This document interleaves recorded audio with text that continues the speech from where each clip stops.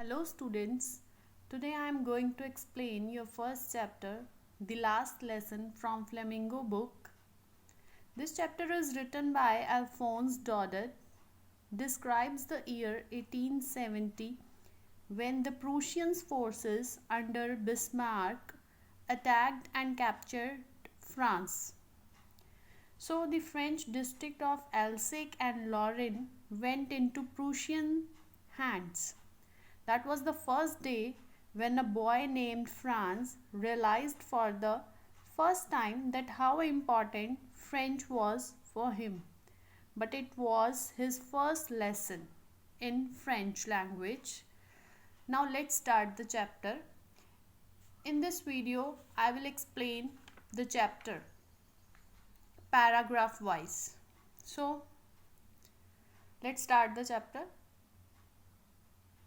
The narrator of the story is a young school going boy named Franz. In this chapter जो story का narrator है वो क्या है, स्कूल गोइंग बॉय, उसका नेम है France. That morning he was scared as he was late for school, also as their teacher Mr. Hamel had announced the previous day that he would test them on the topic participles, and Franz didn't know anything at all. He was more scared of being scolded. Okay, uh, in the first paragraph the narrator is describing that उस morning जो narrator है means France है वो बहुत ही ज़्यादा डरा हुआ था क्योंकि वो स्कूल से एक तो लेट था और उस दिन उसके जो टीचर है उनका नेम जो है मिस्टर हैमिल, उन्होंने पिछले दिन क्या किया था, अनाउंस किया था कि वो क्या है उनसे टेस्ट लेंगे कौन से टॉपिक पे, पार्टिसिपल्स. और जो फ्रांस है उसे उस टॉपिक के बारे में कुछ नहीं पता था, सो इसलिए वो बहुत ज़्यादा डरा हुआ था. किस वजह से कि उसके टीचर उसे बहुत ज़्यादा डांटेंगे. So in the next paragraph Franz had another option in his mind to miss school and enjoy the day out in the warm and bright weather. He describes the scene. There were birds chirping on the trees and the noise of the Prussian soldiers doing the drill behind the sawmill could also be heard. Here sawmill क्या होती है, जहाँ पर क्या है wood जो है वो कट की जाती है. A factory for cutting wood and drilling means exercising. So France के पास एक और ऑप्शन भी थी उसके माइंड में जो आ रही थी, वो क्या था कि वो अपना स्कूल मिस करके क्या है वो दिन जो है इंजॉय कर सकता था.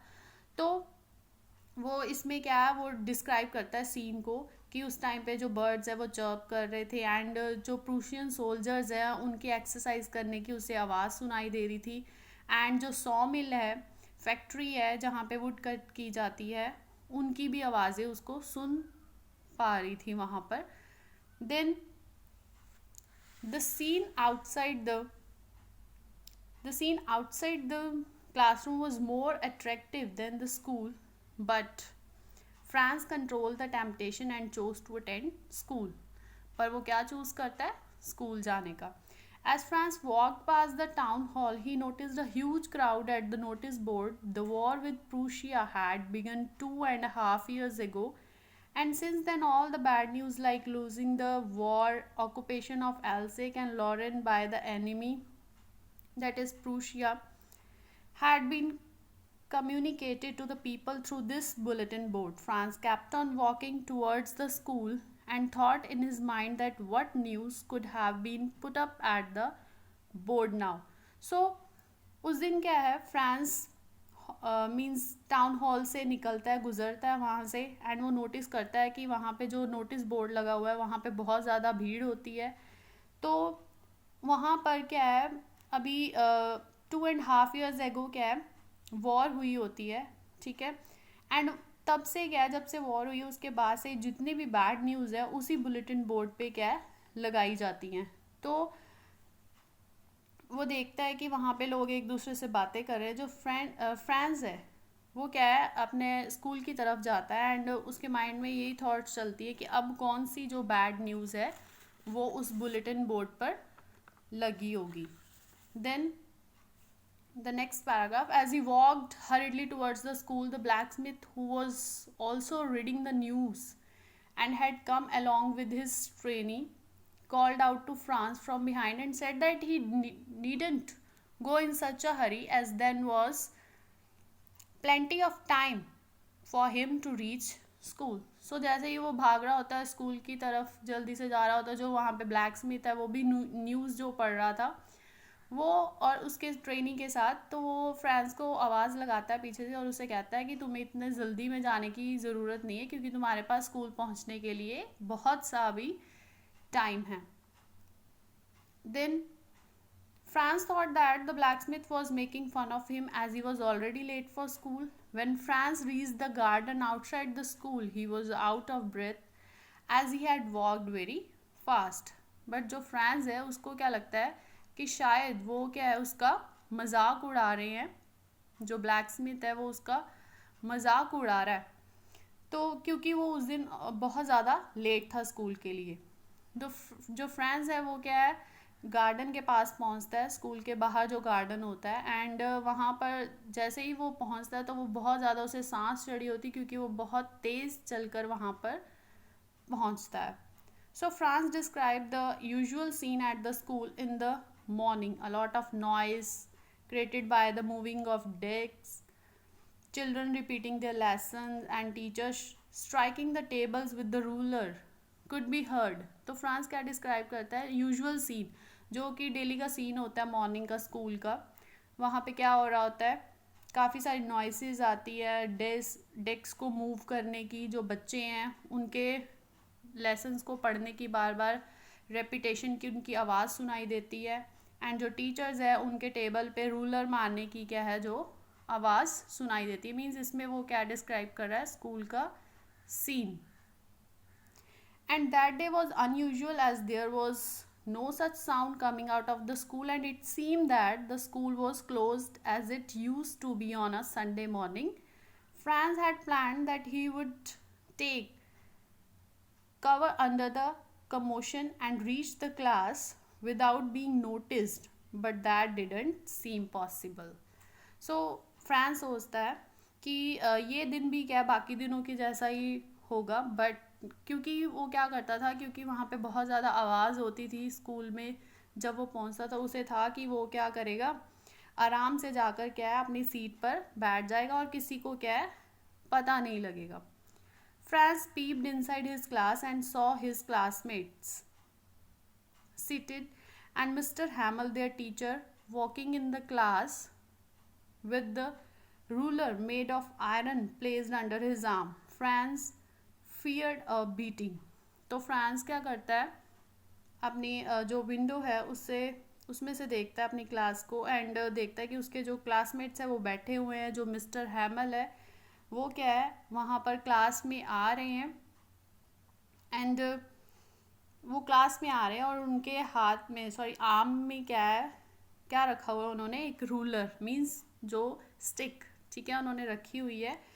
तो फ्रांस जो है बहुत ही उस टाइम पे डरा हुआ होता है कि अब उसको क्या है पनिशमेंट जो है मिलेगी, क्योंकि उसे क्या है जो भी उसके टीचर ने उसे होमवर्क दिया होता है वो उसे नहीं आता. Franz was ashamed of being late and feared a scolding as he had to enter the classroom in front of everyone. So जो फ्रांस होता है वो बड़ा ही शर्मिंदा होता है, क्योंकि एक तो वो लेट होता है और उसे क्या है डर लगता है कि उसको डांट पड़ेगी जैसे ही वो क्या है उसने एंटर किया क्लासरूम में सभी के सामने. Franz found it strange and Mr. Hamel didn't say anything and on the contrary politely asked him to get to his seat as the class was about to begin without him. So जो France के है वो बड़ा ही strange उसे लगता है उस दिन, क्योंकि जो मिस्टर हैमल है वो उसे कुछ नहीं कहते, उसके बदले में वो उसे बहुत ही पोलाइटली बोलते हैं कि अपनी सीट पर बैठ जाओ, एंड क्योंकि अभी जो क्लास है वो शुरू ही होने वाली थी उसके बिना, बट अब क्या है अगर वो आ गया तो वो अपनी सीट पर क्या है बैठ जाए. सो France hurried to his seat after some time. When he overcome the scare and became comfortable, he noticed that their teacher had worn his best embroidered dress that day. The teacher normally wore it on occasions like inspection and prize distribution days. Friends wondered if that day was a normal day, then what could be the reason for Mr. Hamill to wear his special dress. सो जो France है वो जल्दी से अपनी seat पर बैठ जाता है, और कुछ देर बाद क्या होता है कि जब वो अपने डर पे काबू पा लेता है, अब जब वो कंफर्टेबल फील करना शुरू कर देता है, तो वो नोटिस करता है कि उसकी जो टीचर है उसने क्या है, बड़ी एम्ब्रॉयडरी वाली ड्रेस पहनी हुई है। वो जो ड्रेस है वो नॉर्मली कब डालते हैं उसके टीचर, जब भी कोई ओकेजन होता है, लाइक इंस्पेक्शन पे कोई आया होता है या प्राइज डिस्ट्रीब्यूशन फंक्शन होता है तब। तो फ्रांस बड़ा ही हैरान था उस दिन, क्योंकि वो दिन तो बड़ा ही नॉर्मल डे था, एंड वो सोचता है कि क्या रीज़न हो सकता है मिस्टर हैमिल के ये स्पेशल ड्रेस पहनने के लिए। Then the next paragraph, Franz felt that atmosphere in the class was unusual and serious. To add to it, the last benches of the classroom were occupied by the senior villager man Hauser, who was wearing his three-cornered hat, and retired mayor, postmaster, etc. So France जो होता है वो क्या है, वो देखता है अपनी क्लास में, उसको थोड़ा सा अनयूजुअल दिखता है, अनयूजुअल लगता है सब कुछ, मीन्स डिफरेंट, एंड कुछ सीरियस मैटर लगता है उसको। तो वो क्या देखता है वहाँ पे क्लास में कि लास्ट बेंचेस पे क्लासरूम पे कौन बैठा होता है, जो सीनियर विलेजर्स होते हैं, हॉजर, एंड जिसने क्या पहना होता है कि थ्री कॉर्नर्ड हैट पहनी होती है, और वहाँ पे रिटायर्ड जो मेयर था वहाँ का वो भी बैठे होते हैं, एंड पोस्ट मास्टर भी, और भी बहुत सारे लोग जो है लास्ट बेंच पे क्लासरूम में क्या है वो बैठे होते हैं। And then they all looked sad. Hauser had brought his reader which was old and torn. He had opened it, kept it on his knees, and had placed his spectacles on it. तो जो हॉजर जो है यहाँ पर, ठीक है, वो बहुत ही सैड दिख रहा, मतलब मीन्स वहाँ पे सभी लोग ही सैड लग रहे होते हैं। जो हॉजर है वो, उसके पास एक बुक होती है जिसे उसने क्या है अपने क्या नीज पर रखा होता है, और वो बुक बड़ी ओल्ड एंड टॉर्न होती है, एंड उसने अपनी स्पेक्टेकल्स लगाई होती है और वो उस बुक को क्या है पढ़ रहा होता है। Then Franz was confused and couldn't figure out what was happening that day. Just then Mr. Hamill told them that it was their last lesson in French, as the Prussians in Berlin had ordered that French language would not longer be taught in the schools of Alsace and Lorraine, and that German language be taught instead. The German teacher would arrive the next day, and as this was the last lesson in French, he wanted them to pay attention. So France जो है बड़ा confuse होता है, उसको नहीं पता चल रहा होता है कि चल क्या रहा है क्लास में। जस्ट देन क्या होता है, जो मिस्टर हैमल है वो उन्हें बताते हैं कि ये उनका लास्ट डे है फ्रेंच लैंग्वेज का। मीन्स उस दिन क्या है लास्ट डे था, मीन्स उस दिन ही क्या है फ्रेंच लैंग्वेज पढ़ाई जानी थी, उसके बाद फ्रेंच वहाँ पर यूज़ नहीं होनी थी, क्योंकि जो प्रूशियंस है बर्लिन में उनका ऑर्डर था कि जो फ्रेंच लैंग्वेज है अब स्कूल्स में नहीं पढ़ाई जाएगी। कौन से स्कूल्स में? जो एल्सेक एंड लॉरेन के स्कूल्स हैं वहाँ पर अब फ्रेंच लैंग्वेज है जो नहीं पढ़ाई जाएगी, और जो जर्मन लैंग्वेज है उसकी जगह पर पढ़ाई जाएगी। देन जो जर्मन टीचर, उसने ये भी बताया कि जो जर्मन टीचर है वो नेक्स्ट डे आ जाएगा, एंड ये उनका फ्रेंच लैंग्वेज में लास्ट लेसन है। सो वो चाहता है कि सभी लोग क्या है इस लेसन पे अटेंशन दे अपनी, मीन्स इसे बहुत ही सीरियसली सुने, कॉन्सेंट्रेट करके। Then Franz was shocked to know that he couldn't learn French any longer, and now he knew the latest news that had been put at the bulletin board of the town hall. तो friends बड़ा ही shock था ये जानकर कि उसने तो कभी अपनी फ्रेंच लैंग्वेज को कभी पढ़ा ही नहीं उसके बारे में, एंड उसको अब पता चला कि बुलेटिन बोर्ड पर कौन सी न्यूज़ लगी हुई थी।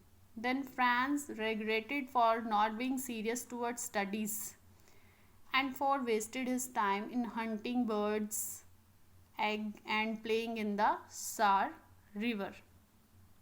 तो जो फ्रांस होता है वो बहुत ही ज़्यादा क्या रेग्रेट फील करता है, बहुत ही दुखी होता है, क्योंकि उसे पता होता है कि वो कभी भी अपनी स्टडीज़ को लेकर कभी भी वो सीरियस नहीं हुआ एंड उसने हमेशा अपना टाइम ही वेस्ट किया या तो हंटिंग करने में या फिर बर्ड्स के जो एग हैं उनको हंट करने में एंड प्लेइंग इन द सार रिवर, और वहाँ पे जो एक रिवर थी सार रिवर, या तो वो वहाँ पर ही क्या है खेलता रहता था.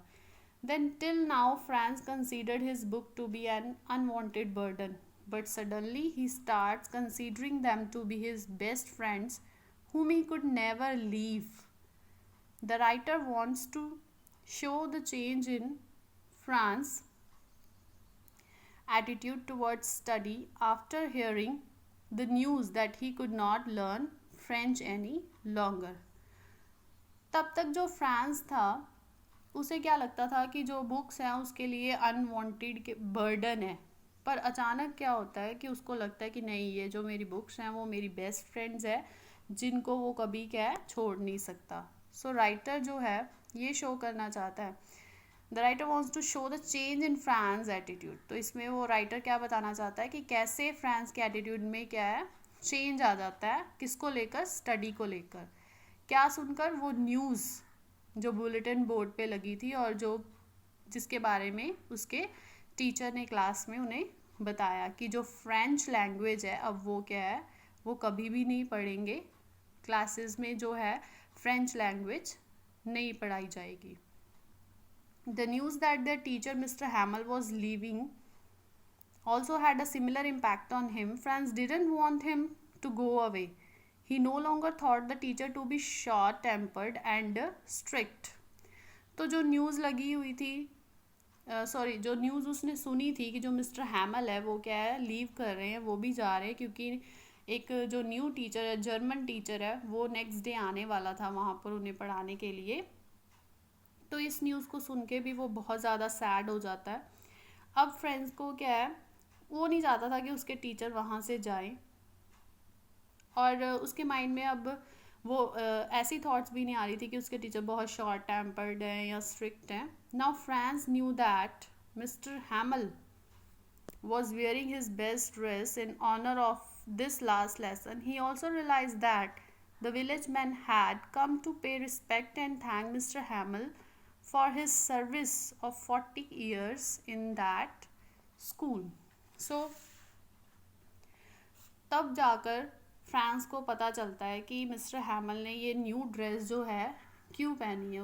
उसे पता चलता है कि ये न्यू ड्रेस उन्होंने जो लास्ट लेसन है उसके ऑनर के लिए वेयर की है. एंड उसको रियलाइज़ होता है कि जो विलेज मैन है वो भी वहाँ पर मिस्टर हैमल को क्या है थैंक यू करने के लिए आए हैं, जो भी उन्होंने सर्विसेज दी, 40 इयर्स तक उस स्कूल में पढ़ाया, उसके लिए वो क्या है उन मिस्टर हैमल का थैंक्स करने के लिए आए हैं.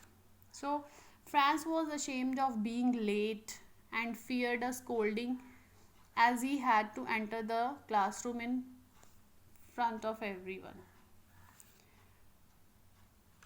So the village men had come to the class as they were also repenting for not have studied well in their childhood. They had come to thank their teacher for his 40 years of service as the teacher of French. Also, they wanted to show respect to their country and were sad as their mother tongue, French, would no longer be taught to them. So, जो village man है वो भी वहाँ पर class में इसीलिए आए थे बिकॉज उनको क्या है वो रिपेंट करना चाहते थे, अपनी गलतियों को सुधारना चाहते थे, क्योंकि जो वो क्या है चाइल्डहुड में क्या है वो भी किसकी तरह थे, फ्रांस की तरह थे. वो भी उन्होंने भी स्टडी को क्या है स्टडीज़ को इम्पोर्टेंस नहीं दी एंड वो वहाँ पर अपने टीचर का क्या है थैंक्स करने आए थे उनकी सर्विसेज को जो कि उन्होंने 40 इयर्स तक दी. एंड वो क्या है अपनी कंट्री की जो वहाँ पर रिस्पेक्ट शो करने के लिए आए थे, एंड बहुत ही ज़्यादा सैड थे क्योंकि जो उनकी मदर टंग है फ्रेंच लैंग्वेज, वो अब क्या है स्कूल्स में नहीं पढ़ाई जाएगी. The teacher calls out to Franz as it his turn to recite the topic of participle. So teacher Franz को बुलाता है क्योंकि अब उसकी टर्न थी कौन सा टॉपिक रिसाइट करने की, participles topic. As the news had impacted France, he was eager to study, and so he was desperate to show his eagerness. He wanted to be able to recite the topic in one go and without any mistake and please his teacher. His desperation is reflected in his willingness to give away all that he had in return for reciting the lesson well. So उस bad news ने France के ऊपर बहुत ही ज़्यादा impact डाला. वो बहुत ही ज़्यादा मीन्स एक्साइटेड था स्टडी के लिए, एंड सो देन उसके साथ साथ वो बहुत ज़्यादा दुखी भी था. He wanted to be able, वो चाहता था कि वो क्या है अपना जो टॉपिक है वो एकदम से बोल पाए एंड बिना किसी मिस्टेक के, एंड अपने जो टीचर को क्या है वो खुश कर पाए. बट साथ ही में क्या है उसकी जो डेस्पिरेशन है, उसकी सैडनेस है, वो दिखाई दे रही थी उसकी विलिंगनेस में. So as Franz didn't know the lesson he got confused and stood quietly. His heart was beating fast as he was ashamed of himself and didn't have the courage to face his teacher. So France को तो अब उसने कभी सुना ही नहीं था lesson, जो भी लेसन क्लास में करवाए जाते थे वो कभी नहीं सुनता था. तो जो फ्रांस था उसे लेसन के बारे में कुछ पता ही नहीं था, तो वो कंफ्यूज हो गया और वो वहीं पर खड़ा रहा. बट वो उस दिन ये चाहता था कि वो अपना लेसन बहुत अच्छी तरह से टीचर को बताए और टीचर उसका खुश हो जाए, पर ऐसा नहीं होता क्योंकि उसे उस लेसन के बारे में कुछ नहीं पता होता. एंड उसका जो हार्ट है वो बीट करता है फास्ट, एंड वो उसे अपने आप पे बहुत ही ज़्यादा शर्म आती है, एंड वो अपने टीचर को उसके उसके अंदर क्या है अपने टीचर को फेस करने का करेज भी नहीं होता उस time. Mister Hamel said to Franz that he would not scold him as now he had realized his mistake. Every day Franz told himself that he would study the next day, and now the opportunity to study had ended and he knew nothing. So but जो mister हैमल होते हैं वो friends को क्या उन्होंने क्या कहा कि वो उसे डांटेंगे नहीं, एंड उन्हें रियलाइज़ हो गया, उन्हें अपनी जो मिस्टेक है उसके बारे में क्या है उन्हें रियलाइज़ हो गया. एंड एवरीडे जो फ्रांस है वो क्या कहता था कि वो नेक्स्ट डे जो है ज़रूर पढ़ेगा, बट अब जो है उसे फ्रेंच पढ़ने की जो उसकी अपॉर्चुनिटी है वो उसके पास नहीं रही, और अब उसे अपनी लैंग्वेज के बारे में भी क्या है कुछ नहीं पता. So Mr. Hamel says that all the people of Alsace were to be blamed as no one was serious towards learning. He tells the class that the enemies would taunt at them and say that they only show to be Frenchmen as they can neither speak nor write their own language. He says that France should not feel guilty as everyone is at fault. सो इसमें जो mister हैमल उन्हें कहते हैं कि एल्सेक में रहने वाले जो सभी लोग हैं, मीन्स सभी लोग क्या हैं सभी लोग सभी लोगों पे ये ब्लेम लगाया जाता है कि कोई भी जो पर्सन है वो सीरियस नहीं था पढ़ाई को लेकर, लर्निंग को लेकर, फ्रेंच लैंग्वेज को सीखने के लिए कोई भी सीरियस नहीं था. मीन्स वो सिर्फ फ्रांस पे ही नहीं ब्लेम लगाते हैं कि फ्रांस को वो जो फ्रेंच लैंग्वेज नहीं आती वो सभी पर ब्लेम लगाते हैं. वो कह रहे हैं कि हम सब मीन्स हम सब जो है इस चीज़ में शामिल है, हम सब भी क्या है पढ़ना नहीं चाहते थे. And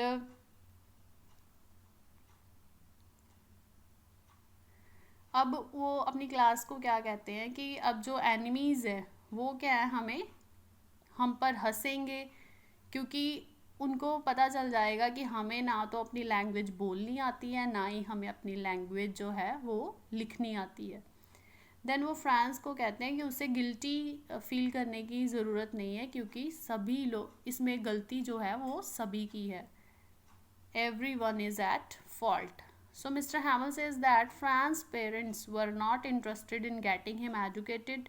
They wanted him to work at a farm or a mill and earn some money. He says that as a teacher, he was also not interested in teaching them. He would send them to his home to water the plants. Sometimes he would declare a holiday and go for fishing. So mister हैमल कहते हैं France को कि उसके parents जो है, France के parents हैं, वो भी इंटरेस्टेड नहीं थे उसको पढ़ाने में। एंड वो चाहते थे कि वो काम पर जाए मिल्स में या फॉर्म में और पैसा कमा कर लेकर आए। एंड इसके साथ साथ वो कहते हैं कि एज अ टीचर वो भी इंटरेस्टेड नहीं थे टीच करने के लिए, क्योंकि वो क्या करते थे कि वो कभी फ्रांस को कहाँ पर भेज देते थे, प्लांट्स को पानी देने के लिए अपने घर पे। एंड समटाइम्स वो छुट्टी जो है वो डिक्लेयर कर देते, हॉलीडे डिक्लेयर कर देते थे, कहाँ पर जाने के लिए, फिशिंग के लिए। The हैमल praises there mother tongue French language as being the most beautiful, clearest and most logical language in the world. He tells the class to guard their language as it is the only way to free oneself from the prison of slavery. If a person knows his mother tongue well, no one can enslave him. Knowing the mother tongue well as a language is a tool to fight domination. So Mr. Hamill जो है वो अपनी mother tongue की बहुत press करते हैं। जो French language है वो कहते हैं कि वो बहुत ही ज़्यादा ब्यूटीफुल है, क्लियरेस्ट है एंड लॉजिकल लैंग्वेज है पूरे वर्ल्ड में। एंड अपनी क्लास को क्या कहते हैं, वो कहते हैं कि ये जो लैंग्वेज है ये क्या है, हमें मीन्स स्लेवरी के प्रिजन से हमें बचा सकती है। जो लैंग्वेज है, अगर पर्सन जो है अपनी लैंग्वेज को अच्छी तरह से जानता है तो कोई भी पर्सन, कोई भी जो लोग हैं उन्हें क्या है, एनस्लेव नहीं बना सकते। ठीक है, मीन्स अपने अंडर नहीं कर सकते। अपनी मदर टंग को जानना अच्छी तरह से ये किस चीज़ का टूल है, डोमिनेशन से फाइट करने का। So next is the teacher took a lesson in grammar. That day Franz was surprised that he understood the lesson with ease. He felt that he had been attentive and that Hamill also explained the lesson with a lot of patience. Franz felt that the teacher wanted to give them all the knowledge he had before leaving. So जो teacher है वो अपना lesson देता है grammar पे, and उस दिन जो फ्रांस है वो बड़ा ही सरप्राइज होता है, क्योंकि उसे पूरा लेसन बड़ी आसानी से क्या है समझ आ रहा होता है उसे। एंड वो क्या फील करता है कि वो बहुत ज़्यादा अटेंटिव है उस दिन, एंड जो उसके टीचर है मिस्टर हैमल वो भी बहुत अच्छी तरह से एक्सप्लेन कर रहे हैं पूरे चैप्टर को पूरी पेशेंस से। एंड इसके साथ साथ फ्रांस ये फील करता है जो उसके टीचर है वो क्या बताना चाहते हैं, मीन्स उस दिन वो उन्हें क्या है जितनी भी नॉलेज है फ्रेंच को लेकर वो सारी क्या है उन्हें देकर जाना चाहते हैं, कि जाने से पहले क्या है वो उन्हें सारी नॉलेज दे सके related to French language. After grammar they had a lesson in writing. Mister Hamel gave the class new notebook with Franz Alsek beautifully written on them. Then क्या होता है ग्रामर के लेसन के बाद वो कौन सा लेसन देते हैं, राइटिंग का। दे had a lesson in writing and mister हैमल जो है क्लास को एक न्यू नोटबुक देते हैं जिस पे क्या लिखा होता है, France Alsace. Franz felt that there was an air of patriotism in the class. The notebooks were like flags of France. that were floating all around. The entire class was busy writing, and the only sound that could be heard was that the pen writing on the paper. So France क्या देखता है कि उसको feel होता है कि वहाँ पे पूरी क्लास में कैसा एटमॉस्फेयर बन जाता है पैट्रियटिज्म का. उसे लगता है कि जो नोटबुक्स है वो किसकी तरह है, फ्लैग्स की तरह, फ्लैग्स ऑफ फ्रांस. एंड उसको लगता है कि वो सारे पूरी क्लास में इधर उधर फ्लॉट कर रहे हैं जो फ्लैग्स है, मीन्स जो नोटबुक्स हैं. जो एंटायर क्लास है वो बिजी होती है राइटिंग में, एंड सिर्फ किस चीज़ की आवाज़ सुनाई देती है, उनके लिखने की, राइट करने की. One some mosquitoes flew into the class, but no one panicked as everyone was busy writing. The writer considers the pigeons sitting in the roof of the class to be students as well, and says that even the pigeons were busy scratching the roof with their claws, and it seemed that they were also busy writing the task of French language. सो वहाँ पर क्या है, फिर कुछ mosquitoes क्या है flu कर रहे होते हैं क्लास में, बट कोई भी क्या है उसकी तरफ ध्यान नहीं देता, क्योंकि सभी लोग क्या बिजी होते हैं किस चीज़ के लिए, लेसन लिखने के लिए. जो राइटर है वो देखता है कि जो क्लास की रूफ है उस पर एक पिजन बैठा होता है, और बच्चे भी उस पिजन को देखते हैं. एंड उनको ऐसा लगता है कि जो पिजन है वो क्या है, रूफ पे स्क्रैचिंग करने में बिजी है अपने क्लॉज के साथ. उनको ऐसा लगता है कि शायद वो पिजन जो है वो भी अपना राइटिंग टास्क कर रहा है अपनी फ्रेंच लैंग्वेज में. So in between writing, Franz looked at Mr. Hamel, who sat still and stared at the different things in the classroom in succession, as if he wanted to memorize the appearance of everything before leaving. तो in between the writing क्या होता है, जो France है वो mister हैमल की तरफ देखता है कि जो मिस्टर हैमल है वो क्या है, आराम से बैठे हैं, और वो क्या है क्लास में जितनी भी डिफरेंट थिंग्स हैं उनको बड़ी अच्छी तरह से वो देख रहे हैं. ऐसा लग रहा था फ्रांस को कि वो क्या उन सब चीज़ों को जाने से पहले अच्छी तरह से याद करना चाहते हैं.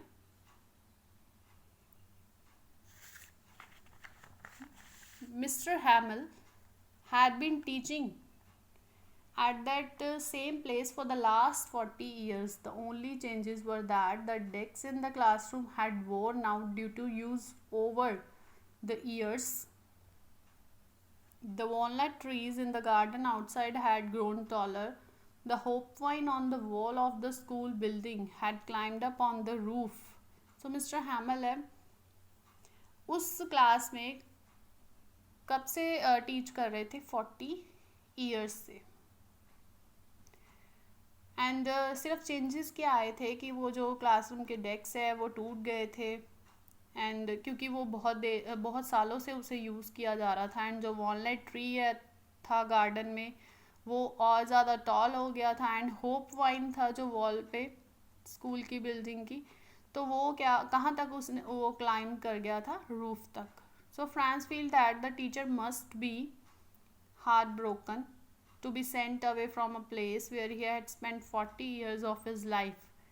The noises of his sister packing and moving their luggage could be heard from the room upstairs as they had to leave the next day. जो फ्रांस है वो फील करता है कि उसे पता चल जाता है कि उसके टीचर बहुत ज़्यादा हार्ट ब्रोकन है, बहुत ही ज़्यादा दुखी हैं, क्योंकि उन्हें क्या है वो जगह छोड़ के जानी पड़ रही है जहाँ पर वो 40 ईयर्स से रह रहे थे. एंड उन्हें किसकी आवाज़ सुनाई देती है उस टाइम पे, अपने सिस्टर के पैकिंग करने की, अपने लगेज को.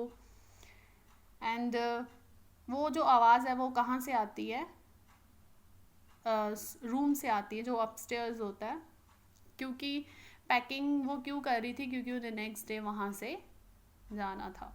Mister हैमल remained composed and heard the lesson from the entire class. After the writing task, there was a lesson of history, followed by phonetics, where they recited the sounds of alphabets Franz referred to the class as babies because although they were grown up, they were reciting the lesson of phonetics, which is usually done by younger children. So he calls himself and his class to be babies. So Mr. Hamel जो है वो बड़े ही serious हो जाते हैं and वो क्या है फिर साथ ही में वो बच्चों से सारे जो लेसन है स्टूडेंट से या फिर वहाँ पे के जो विलेजर्स थे उनसे वो लेसन सुनते हैं वो and after the writing task उन्हें कौन सा टास्क करवाया जाता है फोनेटिक्स. ठीक है, फोनेटिक्स का जो लेसन वो दिया जाता है एंड सभी लोग क्या है रिसाइट करते हैं अल्फ़ाबेट्स एंड जो फ्रांस है वो पूरी क्लास को क्या कहता है बेबीज़ क्योंकि वो सभी लोग क्या बहुत बड़े थे बट वो क्या रिसाइट कर रहे थे क्या बोल रहे थे फोनेटिक्स. कौन सा लेसन वो लर्न कर रहे थे फोनेटिक्स का जो कि किसके द्वारा किया जाता है छोटे बच्चों के द्वारा. सो वो पूरी क्लास को क्या कहता है babies. Hauser had put on his spectacles and holding the primer in both his hands, reciting the letters with the class. He was crying, his voice trembled as he spoke. Franz had mixed feelings. He found it funny to see how an old man like Hauser was crying and trembling, and on the other hand, he also felt emotional like Hauser did. Franz could never forget this last lesson. So, उसमें जो हॉजर था ठीक है वो spectacles लगाता है and primer पकड़ के अपने हाथ में वो क्या है रिसाइट करता है लेटर्स को क्लास के साथ वो और वो देखता है फ्रांस कि वो रो रहा था उस टाइम पे और उसकी आवाज़ भी क्या है ट्रैम्बल कर रही थी जब वो बोल रहा था. फ्रांस जो है उसकी फीलिंग्स जो थी मिक्स्ड थी. एक तरफ जब वो उसको देखता है हॉजर को बहुत ज़्यादा मतलब उसको फ़नी भी लगता है और साथ ही में क्या है वो इमोशनल भी हो जाता है उसको देखकर. जो फ्रांस है वो अपने लास्ट लेसन को क्या है कभी नहीं भूलता. Just then the clock at the church struck 12 and the prayer song begin.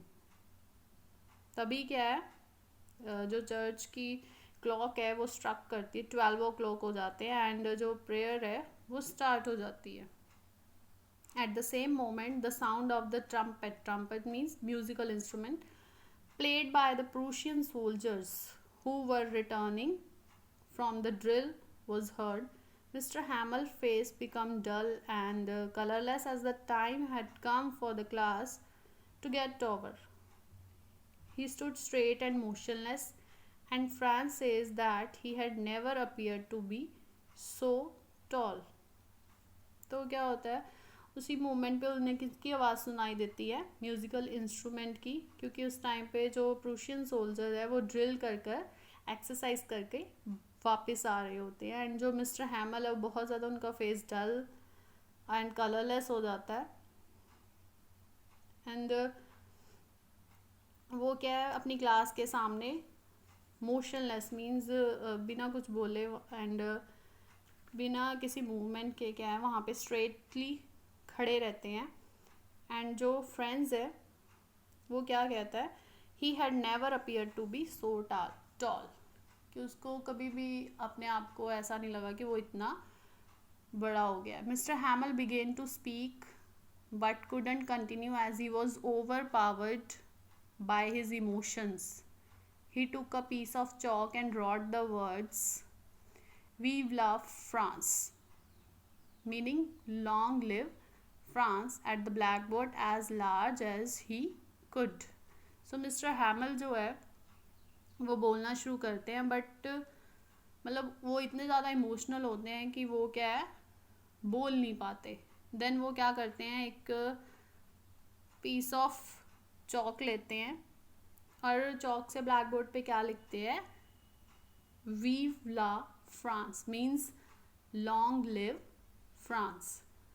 Then he stopped writing, bent towards the wall and without speaking anything signaled the class to leave as the class was over. Then वो लिखना बंद कर देते हैं and bent toward the wall and बिना कुछ बोले वो क्लास को क्या एक सिग्नल देते हैं वो किस चीज़ का सिग्नल होता है कि अब आप क्लास से क्या है बाहर जा सकते हो। सो इस चैप्टर में जो ऑथर है वो हमें ये बताना चाहता है किसकी इम्पोर्टेंस के बारे में, हमारी लैंग्वेज, हमारी मदर टंग, हमारी जो लिंग्विस्टिक्स के बारे में हमें क्या है मैसेज देना चाहता है कि जो लैंग्वेज है वो बहुत ही ज़्यादा क्या है इम्पोर्टेंस है। अगर हम अपनी मदर टंग को जानते हैं तो हम क्या है कभी भी एनस्लेव जो है वो नहीं हो सकते, किसी के अंडर कोई भी हमें अपने अंडर जो है वो नहीं कर सकता। इस चैप्टर में हमें इम्पोर्टेंस ऑफ लैंग्वेज के बारे में बताया। Thank you very much students.